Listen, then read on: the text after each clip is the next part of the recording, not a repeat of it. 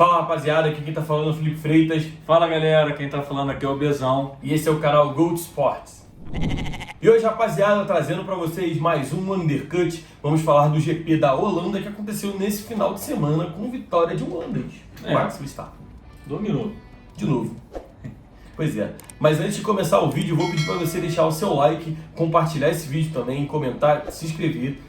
Também segue a gente nas nossas redes sociais, lá no Insta, no Twitter e no TikTok, e também lá na roxinha, @canal Gold Sports, beleza? Recado dado, vamos falar um pouco aí desse GP. E logo na largada o Verstappen já fez um lance bem interessante, né? Ele soube ali segurar o Leclerc, que largou bem também, aliás, o Leclerc teve até um tempo de reação melhor do que o holandês, mas o Verstappen teve um movimento ali de dar uma fechada mesmo na trajetória do Monegasco, e isso conseguiu segurar ali a primeira posição. Quem também se destacou na largada foi o Carlos Sainz, que chegou a se tocar com o Hamilton, mas quem levou a pior foi o britânico. Foi o segundo toque do Hamilton seguido. A corrida parecia tranquila até então, quando chegamos na volta 15, onde a Ferrari deu as caras no final de semana. A gente estava até estranhando, porque eles não tinham errado ainda em nada, então eles resolveram lembrar por que eles são chamados de Ferrari. Pois é. O Carlos Sainz foi para o seu pit stop quando os mecânicos da Ferrari levaram apenas 3 pneus para fazer a troca. Ou seja, ficou faltando um e o Sainz não podia sair até que colocasse o outro pneu novo. Então, ele perdeu ali um bom tempo, né? A média dos pit stops ali de entrada e saída estava sendo em 20 segundos, 19 segundos, e o Sainz ficou 29 segundos parado ali no pit, o que o fez perder tempo e algumas posições ali no grid. Outro erro também da Ferrari foi um descuido, mais uma vez, dos mecânicos em deixar ali uma pistola ali para a parte que fica mais perto da pista, e o Sérgio Pérez acabou por passar por cima dela. Isso podia ter causado ali um acidente bem grave, né? Ela podia ter disparado e pegado em uma pessoa que estivesse perto, enfim, podia ter até furado o pneu do Pérez, prejudicar bastante a corrida do mexicano. E aí a Ferrari então nos proporcionou momentos bizarros. E o Carlos Sainz comeu do próprio veneno quando ele disse que a Ferrari estava sendo criticada exageradamente. Logo na 15ª volta a Ferrari fez essa maravilha, porque vamos lembrar, o pit stop ele é preferencialmente não, a principal função do pit stop é trocar os pneus. Você leva 3 em vez de 4, você não vai conseguir trocar, né? Depois tem até um vídeo que o mecânico ele foi pelo lado errado, aí enfim, foi uma confusão. Ferrari fez uma besteira. Esse lance aí da pistola foi investigado, mas até onde eu sei não deu em nada. Mas graças a Deus ninguém se machucou e todo mundo foi. Na volta 17 a gente teve um duelo bem interessante e também muito respeitoso. Pupilo e tutor. Mick Schumacher e Sebastian Vettel disputaram a posição de uma forma bonita e sem se tocar, sem nada. Quem levou a melhor foi o pupilo do Sebastian Vettel, o Mick Schumacher. Saiu bem, foi bonito, né? Foi bonito. Foi bonito. E aí seguimos com a corrida, também um pouco morna, e a gente só vai ter uma nova ação assim, interessante na volta 37, quando a gente teve uma reedição dos duelos entre Sérgio Pérez e Lewis Hamilton. Eles estavam disputando a posição e um lance bem interessante aconteceu. Na primeira tentativa, o Pérez não deu nenhum espaço para o Hamilton e fechou a porta. Porém, na segunda, quando eles estavam lá tentando ganhar lá as posições, o Hamilton consegue levar melhor. Mas quem aparece ali no meio é ninguém mais, ninguém menos que Sebastian Vettel. Ele tinha acabado de sair dos boxes, ele sai junto com os dois quando estavam passando. E ele acaba fazendo uma linha que atrapalha um pouco o Hamilton, né, na trajetória, mas que graças a Deus não teve danos maiores, ninguém levou mais nada pro pessoal, mas ficou engraçado ele lá no meio e o Hamilton querendo passar para continuar a disputa de posição. Enfim, foi interessante. Na volta 44, o Yuki Tsunoda identificou algum problema ali no carro dele, e ele chegou até a parar o carro ali no canto da pista. Contudo, o engenheiro responsável por ele, né, chamou ele e falou: não, venha para os boxes, o carro ainda anda, você é idiota. Contudo, na volta 47 não deu e ele realmente teve que abandonar a corrida, o que ocasionou ali o primeiro safety car do GP da Holanda, que trouxe uma certa movimentação ali das escuderias. Porque o Max Verstappen parou pela segunda vez para colocar, dessa vez, pneu duro, e o Hamilton e o Norris estavam parando pela primeira vez ali para colocar pneus macios. E quando eu falo que foi o primeiro safety car, é porque na volta 55 tivemos outro safety car, dessa vez proporcionado por Valtteri Bottas. Ele parou o carro ali um pouco mais para frente da linha de chegada, no setor 3 e 1, né? E foi dada aí a bandeira amarela no setor. E eles demoraram bastante para chamar o safety car, o que ocasionou um fato curioso. O Sainz ultrapassando o Esteban Ocon diante de uma bandeira amarela, ou seja, a ultrapassagem não foi válida, ele teve que devolver a posição conquistada ali naquele setor. E com o safety car na pista, o Verstappen, então o líder da prova, vai trocar os seus pneus, né? Geralmente é uma coisa de prática que se faz. E o que chamou a atenção foi que o Russell chamou a equipe e falou: eu quero pneu macio. E a equipe falou: ok. Só que ao mesmo tempo, ela não chamou o Hamilton, que estava na frente do Russell, e o Hamilton também não teve essa atitude de falar: eu quero pneu macio, ou eu quero pneu médio, enfim. E o Hamilton não trocou. E isso prejudicou muito ele no decorrer da corrida. O Hamilton ficou muito irritado, ele até falou no rádio lá que eles ferraram com a corrida dele.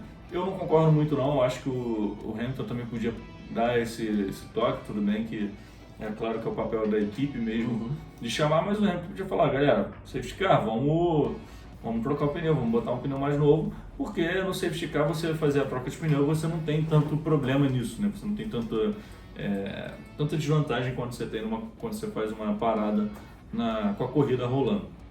E ainda nesse safety car que o Max parou, o Russell parou, a gente também teve mais uma atrapalhada ali da Ferrari e o Sainz. Mais uma vez eles estavam em alta nesse final de semana. Ele foi amaldiçoado depois com a frase em defesa da Ferrari. O Sainz foi sair do pit stop, do pit lane, né? Nem pit stop, pit lane, né? E foi sair da marca ali da Ferrari. E ele saiu muito errado, né? Assim, lembrando que quem faz essas medições são as equipes, né? Com os sensores, etc. E ele foi liberado e ele quase bateu no Fernando Alonso. Foi assim, eles chegaram a se tocar, mas não teve dano nenhum, ninguém quebrou peça, ninguém furou pneu, enfim, não foi nada. Conseguiram lá resolver, né? Não precisaram nem trocar nada, mas foi um susto ali que aconteceu.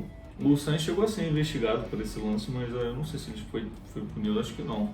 Ele até tomou punição no final, mas não lembro se foi por isso. Eu também não estou lembrando agora não.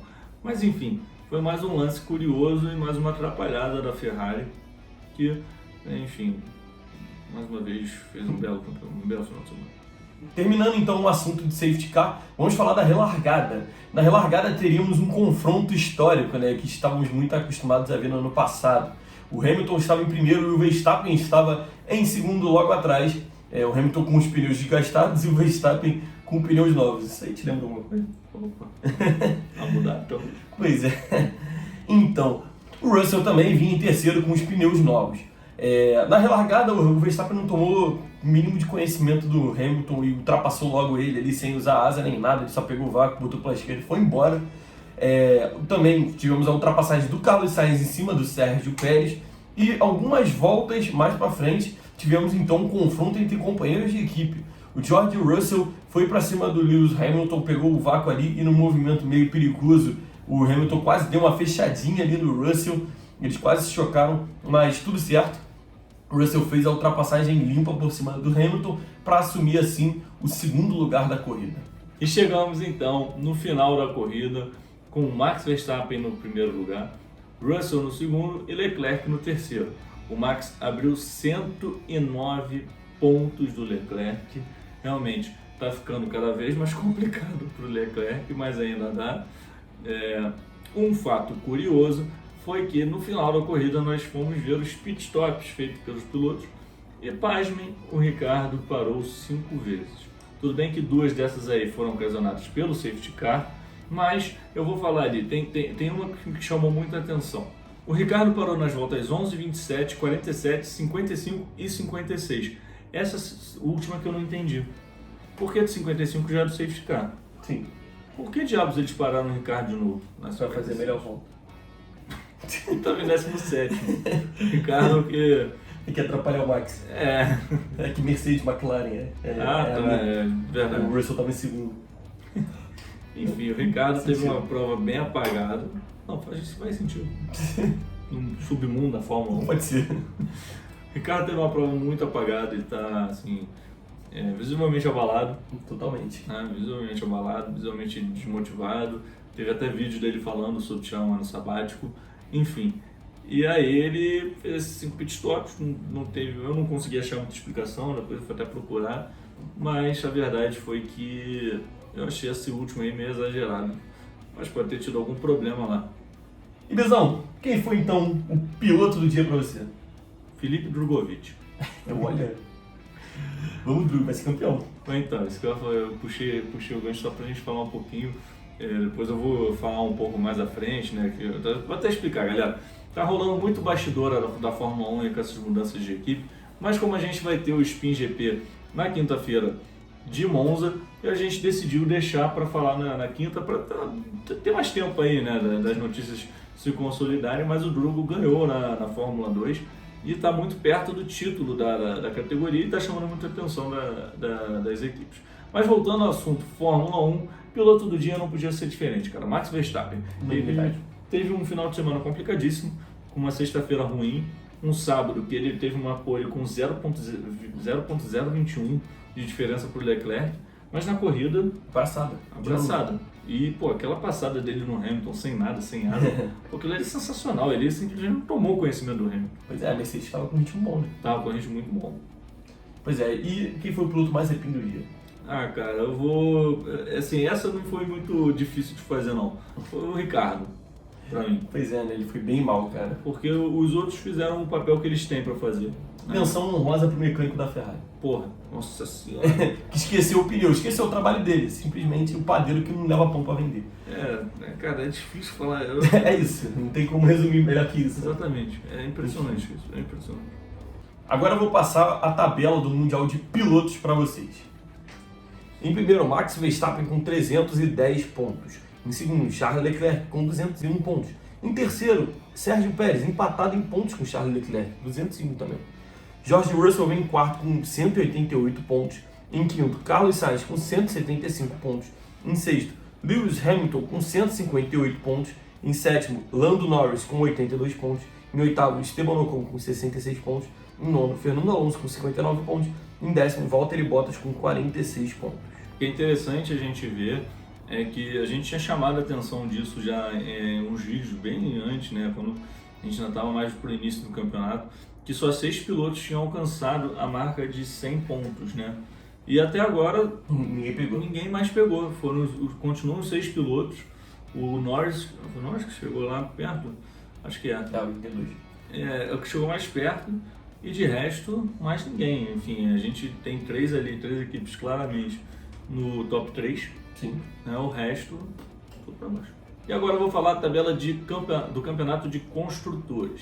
A Red Bull está em primeiro com 511 pontos, a Ferrari em segundo com 376, Mercedes em terceiro com 346, em quarto a Alpine com 125, em quinto a McLaren com 101, sexto a Alfa Romeo com 51 pontos, em sétimo a Haas com 34 pontos, em oitavo a AlphaTauri com 29 pontos, em nono a Aston Martin com 25 e em último, em décimo lugar, a Williams com 4 pontos.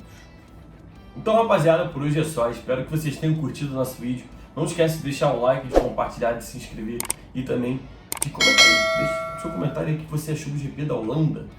Segue a gente nas nossas redes sociais, lá no Insta, no Twitter e no TikTok. E lá na roxinha, @canal Globo Esportes, beleza? Tamo junto e até o próximo Undercut. Valeu, galera. Um abraço.